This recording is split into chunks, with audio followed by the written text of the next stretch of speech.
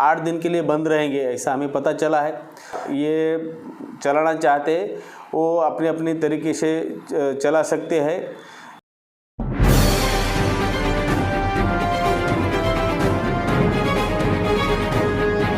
शहर की powerloom industry मतलब आज से कम है, इसमें शहर का लॉ एंड ऑर्डर और उसको लेकर कुछ ऐलान चल रहा था पावर को बंद करवाने जाने के लिए। यहाँ पर हमें ऐसा पता चला है, जानकारी मिली है कि सभी पावरलूम एसोसिएशन के जो जिम्मेदार है उन्होंने एक मीटिंग लेके सब पावरलूम बंद करने का ऐलान किया है। ये पावरलूम 8 दिन के लिए बंद रहेंगे, ऐसा हमें पता चला है। लेकिन हम मालेगांव पुलिस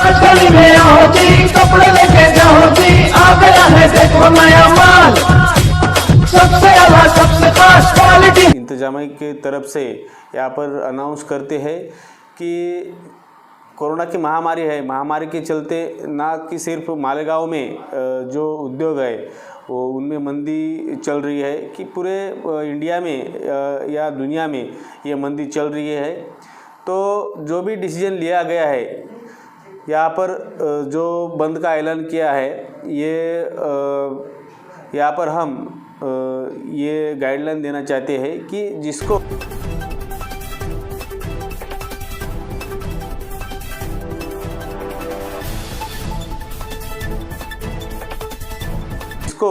यहाँ पर प्रॉफिट नहीं हो रहा है, जो नहीं चला पा रहा है, वो बंद कर सकते हैं अपनी अपनी मर्जी से। लेकिन जो पावरलूम बुनकर कारखानदार ये चलाना चाहते हैं वो अपने अपने तरीके से चला सकते हैं।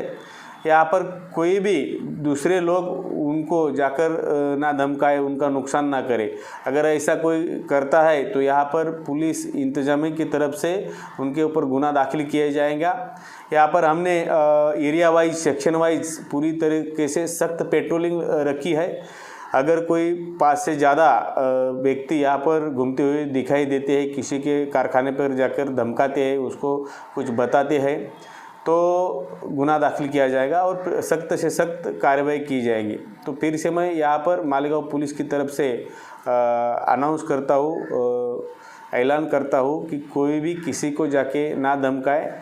जो जो कारखाना चलना चाहते हैं उनको कारखाने चलाने दिए जाए। सर दूसरी बात, शहर बंद हो जाता है तो सब लोग एम्प्टी हो जाते हैं, रिकाम हो जाते हैं, कोई काम नहीं, जिसको लेकर शहर में रातों में क्राइम भी बढ़ जाते हैं। इसको लेकर पुलिस भी क्या है? तो इसके लिए भी हमने यहाँ पर पेट्रोलिंग रखी है। और जो ये पावरलूम में जो जो इश्यूज़ है अभी, जो यार्न के भाव बढ़ गए हैं, यहाँ पर कारखानदार सेल नहीं कर पाते, ये सब इश्यूज़ हमने स्टडी कर लिया है इनका, और सब पॉइंट लेकर एक रिपोर्ट, डिटेल रिपोर्ट हमने बनाई है और गवर्नमेंट को हम हमारे वरिष्ठ अधिकारियों के जरिए यहाँ पर भेज रहे हैं।